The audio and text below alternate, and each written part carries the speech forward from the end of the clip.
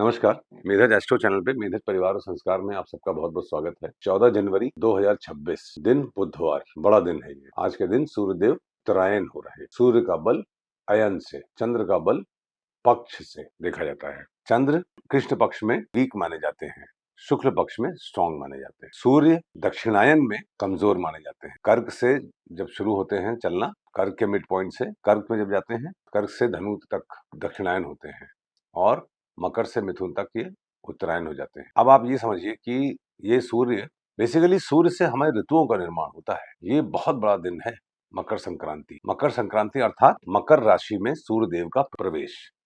हर महीने सूर्यदेव जिस राशि में जाते हैं उस राशि में ये कहा जाता है कि उनकी संक्रांति हो रही, मतलब संक्रमण हो रहा है। बुधवार का दिन है। पहले पंचांग हम लोग बात कर लें पारंपरिक रूप से, फिर आगे इसको मंत्र को मैं एक्सप्लेन करूंगा। तिथि श्री मापनोति, तिथि है एकादशी तिथि। एकादशी एक नंदा तिथि है। विश्वदेव इसके भगवान होते हैं। तुला और मकर दोनों ही दग्ध हो जाती है। तुला और मकर राशि में दग्ध होती है, मतलब उसका कोई मटेरियल गेन नहीं मिलता है। इसमें कोई वक्री ग्रह नहीं है, इसलिए कोई राजयोग भी नहीं बनाएगा। ये एकादशी तिथि नंदा तिथि है। नंदा तिथि का स्वभाव शुक्र के अनुसार होता है और शुक्र अस्त है। 22 जनवरी को उदय होंगे, तो शुक्र अस्त है। क्वालिटी ऑफ तिथि इज अस्त, मतलब हम एंजॉय करने की पोजीशन में नहीं है इस संक्रांति पे मेटेरियलिस्टिक रूप से। और अस्त ग्रह ये बताता है कि इंट्रोस्पेक्शन करिए वरना इंसल्ट होगी, अपमान हो जाएगा, ये याद रखिएगा। और अस्त ग्रह ये भी बताता है कि अगर आप इंट्रोस्पेक्ट होंगे और समर्पण, चाहे किसी व्यक्ति विशेष से, चाहे अपने गुरु से, चाहे किसी से भी, यदि आप 100% समर्पित रहेंगे तो आपको ये एक्स्ट्रा ऑर्डिनरी रिजल्ट देगा। एकादशी तिथि के में बुध जो हैं वो बुध कुंडली में जहां होते हैं और मिथुन और कन्या राशि जहां होती है उसके अनुसार फल देते हैं। ये संक्रांति जब होगी तो मिथुन लग्न लगा भी होगा। मिथुन लग्न में ही प्रवेश में ये सूर्यदेव का संक्रमण हो रहा है 3-3:15 बजे के आसपास। तो एकादशी तिथि पे बुध भी देखिए सूर्य से 3-4 डिग्री पहले हैं, अस्त तो हैं, मगर मैं बुध को अस्तता का दोष इसलिए नहीं मानता हूं क्योंकि सूर्य और बुध आसपास ही होते हैं। क्वालिटी इज के स्वामी जो शुक्र हैं वो भी अस्त हैं, और जो क्वांटिटी है, cause and effect both are अस्त। मतलब हम लोग को ये सूर्यदेव की संक्रांति ये बता रही कि सूर्यदेव जब स्ट्रांग होने जा रहे हैं तब हमको उनको नमन करते हुए मेटेरियलिस्टिक डिजायर्स से अलग हटके अपने आध्यात्मिक उत्थान की ओर प्रोग्रेस करना है। अपने अपराधों को स्वीकार करते हुए, देवी से क्षमा याचना करते हुए, भगवान शिव सूर्य हैं। मकर राशि क्या होती है? इंसेक्ट राशि भी है, एनिमल राशि भी कही जा सकती है, क्योंकि मगरमच्छ है। मगरमच्छ क्या होता है? मगरमच्छ का नाक पानी के ऊपर रहती है, बाकी पूरा शरीर अंदर होता है। मुंह खोले तो हाथी भी निकल जाए। We cannot actually gauge the power of Makar rashi. उस मकर राशि में सूर्य देव प्रवेश कर रहे हैं। आप ऐसे समझिए कि ये जो तिथि है, ये तिथि एकादशी शुभता प्रदान कर रही है पूजा पाठ, चिंतन मनन और आध्यात्मिक उत्थान के लिए। मेटेरियलिस्टिक डिजायर को डिस्करेज कर रही है तिथि। वारात ऐश्वर्धनम, वार है बुधवार। बुध अब इंपॉर्टेंट हो जाएंगे इस महीने। पिछले महीने जब धनु में सूर्यदेव गए थे तो चंद्रमा, सोमवार को गए थे तो चंद्रमा गवर्न कर रहे थे सूर्य को। अब और उस समय जब गए थे तो होरा भी थी चंद्रमा की जब धनु में गए थे, तो देखिए इसीलिए बहुत ठंड पड़ी एक महीना। अब 14 तारीख को शनिदेव की होरा में जाएंगे सूर्यदेव। शनिदेव का अग्नि से न्यूट्रल है रिश्ता। शनिदेव वायु तत्व है और अग्नि, देखिए पृथ्वी इज फ्रेंड टू अग्नि, अग्नि इज फ्रेंड टू वायु, वायु is friend to jal, jal is friend to prithvi, prithvi is neutral to jal, jal is neutral to वायु, वायु इज न्यूट्रल टू अग्नि, अग्नि इज न्यूट्रल टू पृथ्वी, अग्नि इज एनिमी टू जल, पृथ्वी इज एनिमी टू वायु। ये हमेशा याद रखिएगा। जितना मैंने बोला है इसको थोड़ा सा रिवाइंड करके आप लिख लीजिएगा, आपको बहुत मदद मिलेगी घटनाक्रम को समझने में, अपनी कुंडली से भी और जीवन में भी। जब सूर्यदेव धनु राशि में गए थे तो चंद्रवार था, चंद्रमा से कंट्रोल हो रहे थे, और होरा भी चंद्रमा की थी। देखिए वार डिजायर है और होरा रिजल्ट है, मतलब हमारी मानसिकता है। जो हमारी डिजायर मानसिकता में जो कन्वर्ट होती है वो होरा है और वार डिजायर है। तो जब धनु में गए थे तो चंद्रमा ही चंद्रमा थे, वार भी और होरा भी, ठंड बहुत थी। एकदम से अब ये जब मकर में जा रहे हैं तो वार बुधवार है, पृथ्वी का तत्व है, वार गवर्न करेगा और बुध अस्थावस्था में है, चार चार ग्रह के साथ है, मंगल, शुक्र, बुध और सूर्य। चतुर्ग्रही योग वैसे भी अच्छा नहीं होता है, निष्फल करता है अच्छे योगों को। और तत्व जो है वो अग्नि तत्व है। अब ये अग्नि तत्व कैसे निकाला मैंने, ये मैं कभी आप लोग थोड़ा और एक्सपर्ट हो जाएंगे तब मैं बताऊंगा। तत्व अग्नि है, सूर्य अग्नि तत्व में, इसका मतलब एकदम से ठंड कम होके और गर्मी आ सकती है, ठंड एकदम से कम हो सकती है। हम लोग को समझना पड़ेगा। वारात आयुष्यवर्धनम, नक्षत्रात हरते पापम, नक्षत्र है Anuradha. Anuradha is a very good नक्षत्र। अनुराधा वाले मैं हमेशा कहता हूँ दोस्त होते हैं, अनुराधा वालों का कोई दोस्त नहीं होता। Anuradha is following Radha. राधा को क्या मिला था? भक्ति के सिवा कुछ नहीं। अगर आपको भक्ति चाहिए, ये आइडियल दिन है। क्यों? क्योंकि शुक्र और बुध अस्त भी है। अनुराधा जब एक्टिवेट होता है तो भरणी, अश्लेषा और विशाखा भी एक्टिवेट होता है। अगर आपकी कुंडली में भरणी में कोई प्लेनेट है, अनुराधा में है, अश्लेषा में है, विशाखा में है, तो उसका भी प्रभाव आज के दिन पूर्ण रूपेण माना जाएगा। अनुराधा में 4 तारे हैं, त्रयंगमुखी है। ये बता रहे हैं कि सूर्यदेव प्रवेश कर रहे हैं और आपसे एक्सपेक्ट कर रहे हैं कि आप चारों तरफ देखिए, अपनी प्लानिंग कीजिए ऑल अराउंड। अच्छा भी पक्ष देखिए, बुरा भी पक्ष देखिए। और चूंकि शुक्र अस्त है, बुध भी अस्त है, मंगल भी अस्त है, हालांकि सूर्य मंगल से आगे निकल गए हैं, इसलिए थोड़ी सी राहत है, और मंगल उच्च के होने वाले हैं, इसलिए राहत है, मगर फिर भी सावधानी की अति आवश्यकता है। कम्युनिकेशन हमारे स्टेटस, प्रेस्टीज, क्रिएटिविटी को गवर्न करेगा। फाइनेंशियली हमारे सेल्फिश मोटो हमें पैसे का नुकसान करा सकते हैं। डराने वाली बात नहीं कर रहा हूं, जो है it is what it is, इसमें मैं क्या कर सकता हूँ। योगात रोग निवारणम, योग है गंड योग। गंड योग पितरों का योग होता है, मघा नक्षत्र में होता है। मैंने मघा के बारे में बताया, छोटे से बड़ा बनने का रास्ता है। पितृ प्रसन्न होते हैं, मघा इज ग्रैंड। आपकी कुर्सी टेढ़ी हो, टूटा हो कुछ उसमें, कुर्सी का पैर, हाथ, तो उसको आप रिपेयर करा लीजिए, मघा गिव्स गुड रिजल्ट। चूंकि उत्तरायण में सूर्य जा रहे हैं, उत्तरायण हो रहे हैं मकर से, स्ट्रांग हो रहे हैं। देखिए मकर में जब सूर्य जाते हैं, एक्चुअली में सूर्य तो ट्रेवल करते नहीं है, sun is stationary, it is the earth which revolves around sun. मगर रिलेटिव मोशन में चूंकि हम डिग्रिकली देखते हैं तो हम सूर्य को ही ट्रेवल मानते हैं समझने के लिए। तो सूर्य आज मकर में प्रवेश जरूर करेंगे, मगर आज से 7वें दिन चलना शुरू करेंगे। इसीलिए 7वें दिन मतलब अचला सप्तमी जो होगी, जब अभी एकादशी है, इसके बाद अमावस्या होगी, उसके बाद जो 7वीं तिथि होगी, तो अचला सप्तमी से चलना शुरू करेंगे। तो हम लोगों को ये समझना होगा कि गंड योग है, मतलब आकाशीय कृपा में प्रहार है। गंड योग टफ योग है। इसका मतलब पितृ हमारे कुछ मांग रहे हैं, और पितृ क्या मांग रहे हैं? पितृ कहते हैं कि परिवार को आगे बढ़ाइए, परिवार को प्यार करिए और परिवार के साथ रहिए। अपने प्रेमी जनों का, इष्ट जनों का ध्यान रखिए, उनको प्रसन्न करने के लिए जो भी बलिदान हो वो आप दीजिए। देने के लिए है गंड योग।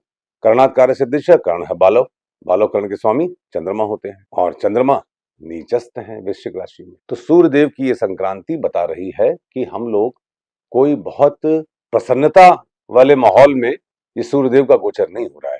ये पंचांग हमको ये दर्शाता है। मैं आपको बताता हूं कि अब देखिए, चंद्रमा है वृश्चिक राशि में, तो आपको तुरंत जैसे ही कोई गोचर हो, आपको मूर्ति निर्णय तुरंत करना चाहिए। आप कहीं दुनियादारी के चक्कर में मत पड़िए, अपना दीपक स्वयं बनिए। वृश्चिक राशि में जा रहे हैं तो आपके जन्मस्थ चंद्र से अगर 1, 6, 11 में है वृश्चिक राशि, मतलब क्या हुआ? चंद्रमा यहां पे है। जब कोई भी गोचर होता है, कहा तो किताबों में गया है शनिदेव के गोचर के लिए मूर्ति निर्णय, मगर मैं आपसे बता रहा हूं हर एक गोचर पे मूर्ति निर्णय लगाइए, आपको ये समझ में आ ही जाएगा कि आपका ये महीना कैसा है। जैसे मुझे मालूम है कि मेरे पिछले महीने लौहपाद में गोचर हुआ था। लौहपाद टफेस्ट होता है, तो मुझे इस महीने कोई गेन्स की एक्सपेक्टेशन नहीं होनी चाहिए, हार्ड वर्क करना चाहिए, और सफरिंग्स के लिए, स्वास्थ्य हानि के लिए, स्वास्थ्य के लिए मेहनत करने के लिए तैयार रहना चाहिए। ईश्वर एक इशारा करते हैं, ठीक है ना। तो चंद्रमा है वृश्चिक राशि में, तो ये वृश्चिक राशि जहां से भी आपकी कुंडली में चंद्रमा से, चंद्रमा जहां पे है आप देख लीजिए, चंद्रमा अगर चंद्रमा मान लीजिए आपके मिथुन में, कुंभ में है, चंद्रमा 1, 6, 11 में है तो स्वर्णपाद, 2, 5, 10 में है, 2, 5, 9 में है तो रजतपाद, 3, 7, 10 में है तो ताम्रपाद, और 4, 8, 12 में है तो लौहपाद। तो अगर आप ये चंद्रमा, अगर आपका मान लीजिए वृश्चिक राशि है या वृश्चिक लग्न है, तो ये आपके लिए गोचर बहुत बढ़िया है। ये चंद्रमा आपके अगर मान लीजिए 4-3 तो मिथुन राशि या मिथुन लग्न है तो वहां से छठे हो गए चंद्रमा, बहुत अच्छा है उनके लिए। 11वां कहां से होगा, यहां से होगा। मकर लग्न या मकर राशि है तो आपके लिए बहुत बढ़िया है ये गोचर। स्वर्णपाद मतलब राजयोग भी, धन लाभ भी। रजतपाद मतलब सिर्फ धन लाभ। ताम्रपाद मतलब मेहनत करिए, जितना मेहनत करेंगे उतना रिजल्ट मिलेगा। लौहपाद मतलब मेहनत करिए, रिजल्ट नहीं मिलेगा, आगे मिलेगा।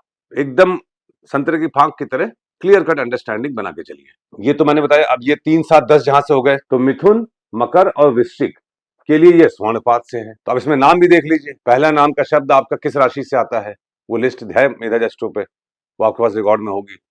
अब आइए 2-5-9 रजतपाद, ये कहां से दूसरे है, तुला से दूसरे है। अगर आपका तुला लग्न है या तुला राशि है, चंद्रमा तुला में है, तो आपके लिए रजतपाद है, तो तुला हो गया। पांचवा कहां से पड़ेगा, ये कर्क से पड़ेगा, कर्क के लिए रजतपाद है। नौवां कहां से पड़ेगा, ये पड़ेगा आपका मीन से, तो मीन के लिए रजतपाद है। ताम्रपाद कहां से पड़ेगा, तीसरा कहां से हुआ, यहां से कन्या। सातवां कहां से है, वृषभ, वृषभ के लिए ताम्रपाद है। 10वां कहां से पड़ेगा, कुंभ, कुंभ के लिए ताम्रपाद है। अब देख लीजिए पिछला गोचर आपका क्या था, उससे इंप्रूव हो रहा है कि उससे नहीं इंप्रूव हो रहा है। अगर उससे इंप्रूव कर रहा है ये पाद, तो इसका मतलब आपके लिए समय थोड़ा बेहतर होगा पहले से। नहीं इंप्रूव हो रहा है, खराब हो रहा है, तो ये बता रहा है कि समय अभी संघर्षशील है, समय के साथ रहिए आप, आगे फिर गोचर अच्छा हो जाएगा। सब दिन होत न एक समाना, तुलसीदास जी ने कहा है, घबराने की जरूरत नहीं है। अब आप देखिए कन्या, तुला, वृषभ और कुंभ राशि के लिए 3-7-10 हो गए। 4-8-12 सबसे डेंजरस होता है लौहपाद। 4 कहां से, सिंह राशि, सिंह के लिए, सिंह राशि हो, सिंह लग्न हो। और 8 कहां से पड़ा, मेष से, मेष के लिए। और 12 कहां से पड़ा, धनु के लिए। हम लोगों ने क्या निकाला, मिथुन, लिख लीजिए, मिथुन, मकर और वृश्चिक के लिए स्वर्णपात से।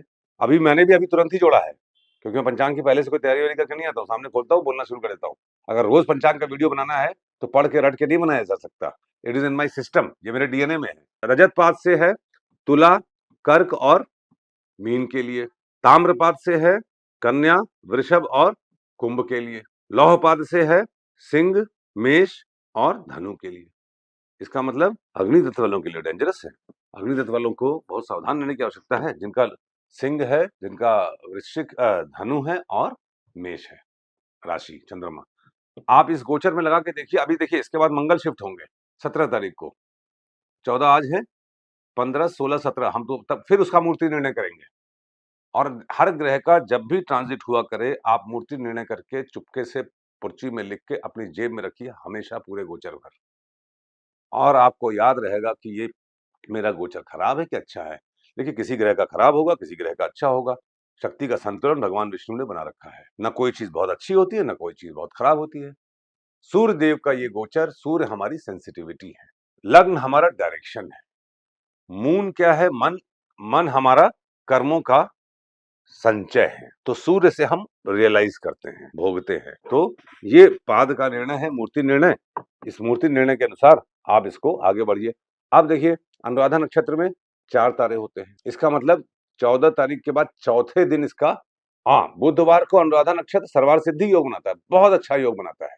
बुधवार को अनुराधा नक्षत्र इतना शानदार योग बनाता है सर्वार्थ सिद्धि, कि किसी के लिए भी आपको, मतलब जनरली होना तो बुध के लग्न वालों के लिए, बुध की राशि के लिए ही है, या बुधवार को जन्मे लोगों के लिए, मगर ये एक स्पेशल इतना शानदार योग है, जनरली लोगों के लिए शुभ होता है। तो आप इस समय अपने, क्योंकि भरणी भी एक्टिवेट हो रहा है, तो पितरों का ध्यान करना, अपने भविष्य का निर्माण करने के लिए प्लानिंग करना, पितरों को प्रसन्न करने वाले कार्य करना, अपने परिवार में जो बिगड़े हुए काम है उनको बनाने के लिए एफर्ट्स करना, इन सब के लिए आप कार्यशील रहिए। ये संक्रांति निश्चित रूप से बहुत ही जबरदस्त संकेत दे रही है, प्राप्तियों के लिए नहीं, मगर प्राप्तियों के लिए की जाने वाली चेष्टा के लिए। आज लगाओगे तो कल पाओगे। सस्ता रोए बार बार, महंगा रोए एक बार। एक बार कस के आप मेहनत कर लीजिए। इस गोचर को समझने में संक्रांति का कीवर्ड क्या है, बुधवार को हो रही है, तो Budh is going to control entire month और ऑल द एसेट्स, हमारे सारे एफर्ट्स का कंट्रोल बुध के पास है। अब अगर आप बुधवार को जन्मे हैं, बुध की होरा में जन्मे हैं, बुध का लग्न है, बुध की राशि है, this month is going to be important for you.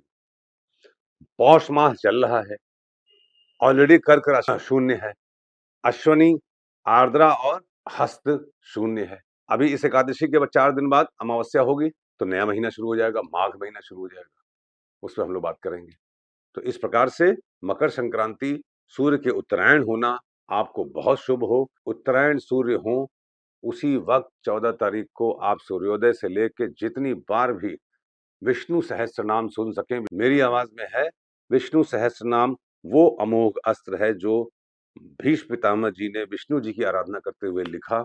और एकादशी तिथि, अनुराधा नक्षत्र, गंड योग, बालव करण, सूर्यदेव का उत्तरायण होना, बुधवार के दिन, पौष माह, कर्क राशि का शून्य होना, शनि हस्त और आर्द्रा का शून्य होना, सारे आप पाप कट जाएंगे यदि आप कोई पवित्र नदी का स्नान करिए।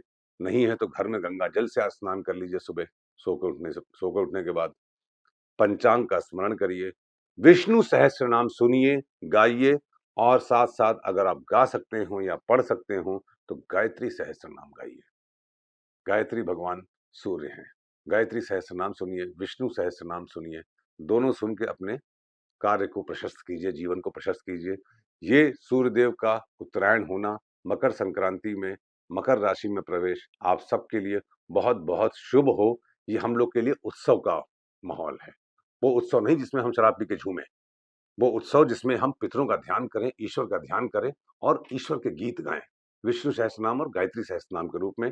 घर से बाहर निकलने से पहले धनिया खा के निकलिए। आपका दिन शुभ हो। Thank you very much.